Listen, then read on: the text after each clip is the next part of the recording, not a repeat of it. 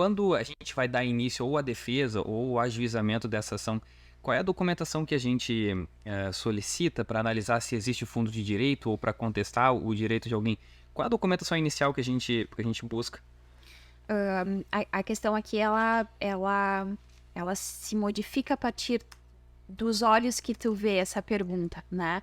O reclamante, o autor da ação, dificilmente ele possui, né? Ele não tem nem a obrigação do dever de guarda dos documentos. Contra-cheques, cartões ponto, sim. Agora, contrato de trabalho, ficha de registro, PPP, o LTCAT, que são documentos referentes à saúde do trabalho, né? São o dever de guarda são do empregador o dever de guarda. Então, o que sempre é necessário aqui? A avaliação do ônus da prova, né? E partindo do princípio do pedido, né, que for trazido por qualquer uma das partes, até porque nós podemos, inclusive, ingressar com uma ação de consignação de pagamento para as empresas, que é uma ação que a empresa move quando o empregado desaparece, há falecimento do empregado. Para consignar o pagamento dessas rescisórias, é uma ação que a empresa move, né? Ou até em algumas oportunidades, o que nós fizemos recentemente foi uma reconvenção dentro da contestação trabalhista, onde são necessários alguns documentos também. Mas o que é importante aqui? O empregado ele é o hipossuficiente e ele sempre vai ser visto sob essa ótica na Justiça do Trabalho. Quando ele questiona horas extras, não pagamento dessas horas, né, ausência de compensação de jornada, é sempre importante que ele traga, né, para que o advogado faça avaliação dos cartões ponto. 1, 2, 3 cartões ponto, para que já se veja se ele registrava as horas. Em algumas oportunidades, ele registra as horas, a entrada e a saída e continua trabalhando. Então, tu não tem como provar isso sem ser através de uma prova testemunhal. Mas questões em especial, atualmente, o que se vê muito são provas do dano e o do assédio, né? Que são condutas ou reiteradas ou condutas pontuais dentro daquele contrato de trabalho que trazem algum dano à pessoa, à imagem, ao próprio trabalhador, né? E como é que se prova esse dano? Através de mensagens de WhatsApp. A Justiça do Trabalho permite gravações sem a ciência da parte contrária. Aqui a questão da validação da prova gravada é diferente do que acontece no civil e no penal.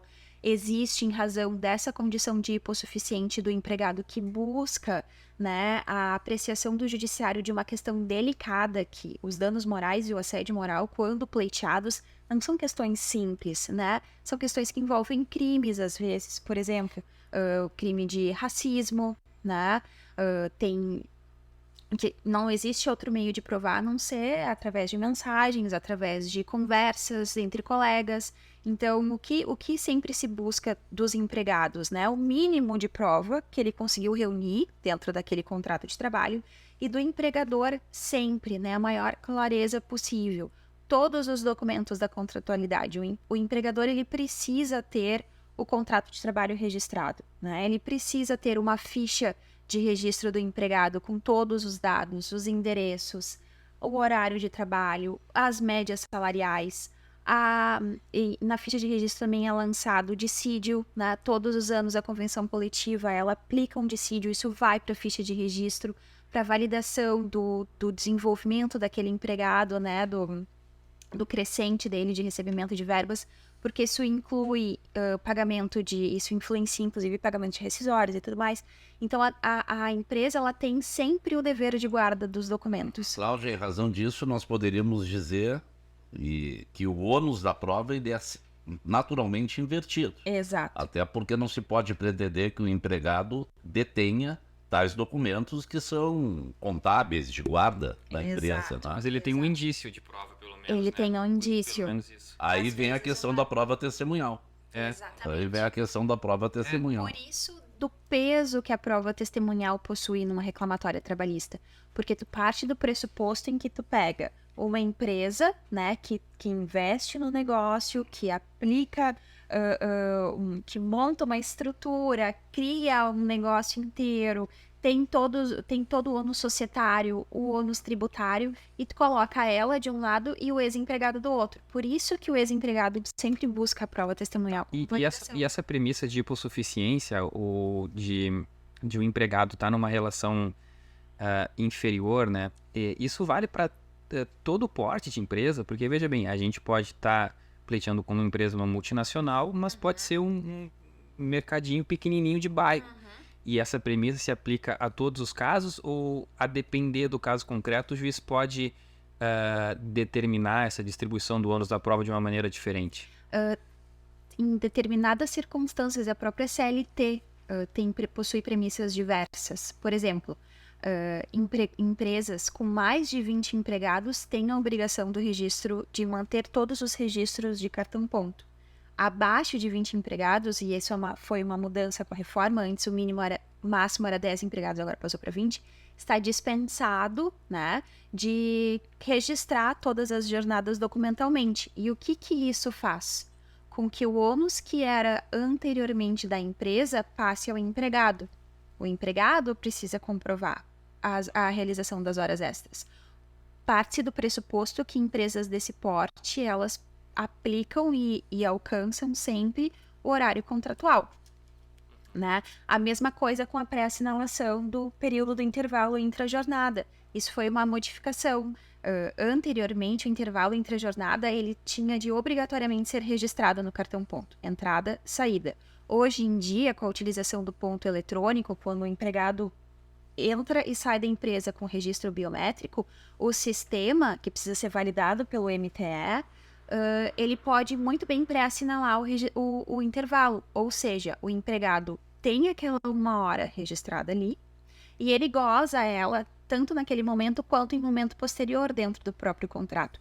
A Justiça do Trabalho, às vezes, ela impede, né, em jurisprudências recentes, que esse período de intervalo seja tirado meia hora antes de sair, 30 minutos antes, 45 minutos antes. Mas, por exemplo, se o empregado tem, isso acontece muito em hospitais, né, se o empregado tem um horário pré-assinalado das 11 ao 12h30 de intervalo, se ele for gozar desse intervalo das 13 às 14h30, ainda assim gozou o intervalo e ele está corretamente registrado. A Justiça do Trabalho não vai questionar isso. Então, empresas de pequeno porte, elas são vistas, tá, e são avaliadas com uma premissa da distribuição do ônus da prova um pouco mais equânime do que acontece com multinacionais e empresas de grande porte. Mas ainda assim não deixa de ser um empregador. Então, e tudo... o que a gente pode indicar assim, bom, após o trabalhador vem e traz uma série de documentos para a gente, quais seriam os básicos, assim? O que a gente pede? Olha, a gente tem que comprovar minimamente essa relação jurídica de trabalho que existe entre vocês através destes documentos, né? Que documentos que ele pode trazer e que existe em posse dele, na verdade? Carteira de trabalho assinada, né? Quando não existe a carteira de trabalho, em caso de busca de reconhecimento de vínculo, né? Quando não há prestação interposta, transferências bancárias, muitos casos, e isso acaba trazendo um problema, inclusive, para o juiz, né? Quando o pagamento acontece em espécie, todos os meses, como é que alguém vai provar que todos os meses a pessoa recebia R$1.500 em mãos, né? Como é que a empresa vai comprovar que daqueles R$3.000 que ela sacou, ela pagou aquele valor para ele e para um outro empregado? Então, assim, tudo isso converge na prova testemunhal, né? Então, por isso que o ônus da prova, ele é distribuído e ele é muito volátil na Justiça do Trabalho, né? Inclusive, o 818, que nós mencionamos antes, o parágrafo 3º, ele prevê que se o ônus, por exemplo, vamos supor, a empresa tem 10 empregados, tá? E aí o ex-empregado move uma reclamatória trabalhista. Como a empresa está dentro da exceção legal, o encargo fica aquela pessoa para provar, né, de fato, horário realizado. Mas vamos supor que ela tenha sido desligada por justa causa, porque teve um desentendimento com alguém de dentro da empresa, eles aplicaram uma justa causa que foi forçada. Vamos supor já aconteceu, nós já acompanhamos casos dessa natureza. A empresa dispensou o empregado sustentando furto, tá? Furto de material. O empregado não furtou nada.